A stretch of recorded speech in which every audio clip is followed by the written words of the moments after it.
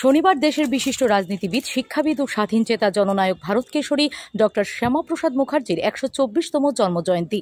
এই উপলক্ষে তথ্য ও সংস্কৃতি দপ্তরের উদ্যোগে রবীন্দ্র শতবার্ষিকী ভবনে এক শ্রদ্ধাঞ্জলি অনুষ্ঠানের আয়োজন করা হয়। এই অনুষ্ঠানে উপস্থিত ছিলেন রাজ্যের মুখ্যমন্ত্রী প্রফেসর ডক্টর মানিক সাহা, তথ্য সংস্কৃতি দপ্তরের সচিব পি.কে. চক্রবর্তী, অধিকর্তা বিম্বিসার ভট্টাচার্য, সাংস্কৃতিক কমিটির উপদেষ্টা সুব্রত চক্রবর্তী সহ অন্যান্যরা। অনুষ্ঠানে ভারত কেশরী ডক্টর শ্যামাপ্রসাদ মুখার্জির প্রতিকৃতিতে পুষ্পার্ঘ্য অর্পণ করে শ্রদ্ধা জ্ঞাপন করেন মুখ্যমন্ত্রী সহ অন্যান্যরা। অনুষ্ঠানে শ্যামাপ্রসাদ মুখার্জির বিভিন্ন দিক নিয়ে আলোচনা করতে গিয়ে মুখ্যমন্ত্রী বলেন, দেশ ভাগ রুখে দেশকে অখণ্ড রাখতে গর্জে উঠেছিলেন ভারত কেশরী ডক্টর শ্যামাপ্রসাদ মুখার্জি। মূলত শ্যামাপ্রসাদ মুখার্জির প্রচেষ্টাতেই পশ্চিমবঙ্গ, পাঞ্জাব প্রভৃতি রাজ্যগুলি ভারতবর্ষের সাথে সামিল রয়েছে। এক্ষেত্রে ত্রিপুরা প্রসঙ্গ তুলে ধরেন মুখ্যমন্ত্রী। তিনি বলেন, দেশ ভাগে ক্ষতিগ্রস্ত হয়েছে ত্রিপুরার সীমারেখা যা ছিল সেটা যদি আজও বজায় থাকতো তাহলে বর্তমানে অনেক সুবিধে হতো। সমুদ্র থেকে শুরু করে নদী সবকিছু মাণিক্য রাজত্বে ত্রিপুরার সাথে যুক্ত ছিল। মহারাজার বেশিরভাগ কর আদায় হতো সমতলের কুমিল্লা এবং অন্যান্য জেলা থেকে। সীমারেখা ভাগ না হলে বর্তমানে ত্রিপুরার চেহারা অন্যরকম হতো বলে জানান মুখ্যমন্ত্রী। মহাত্মা গান্ধী বলেছিলেন যে আমার ডেড বডির উপর দিয়ে যদি দেশ ভাগ হয়, আমার ডেড বডির উপর দিয়ে যেতে হবে, কিন্তু কিছুই হলো না। আজকে এগুলো এক এক সময় অবাক লাগে। আজকে এখন পর্যন্ত এই দেশ ভাগের জন্য আজকে আমাদের যত সমস্যা হচ্ছে একমাত্র এটার জন্য। এটাই ট্রেডিশনে এখন চলছে।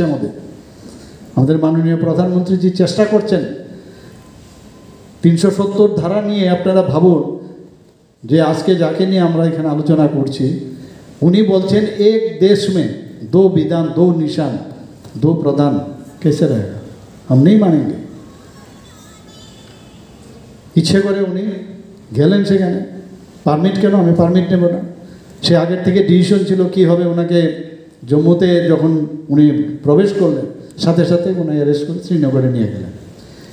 সেখানে অস্বাস্থ্যকর একটা ছোট ঘরের মধ্যে ওনাকে রাখা হয়েছে, গৃহবন্দী করে। বারবার বলা হয়েছে ওনাকে, ওনার যখন জ্বরে ভুগছিলেন, বারবার বলা হয়েছে ওনাকে স্ট্রেপ্টোমাইসিন ইনজেকশন যাতে না দেওয়া হয়।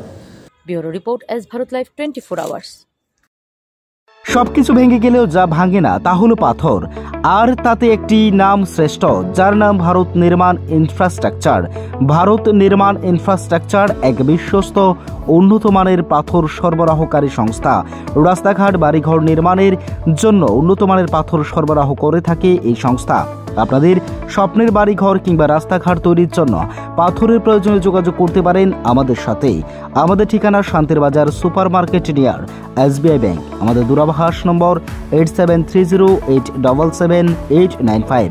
ভারত নির্মাণ ইনফ্রাস্ট্রাকচার এক নির্ভরযোগ্য বিশ্বস্ত প্রতিষ্ঠান। তাই আর দেরি না করেই এখনই যোগাযোগ করুন আমাদের সাথে।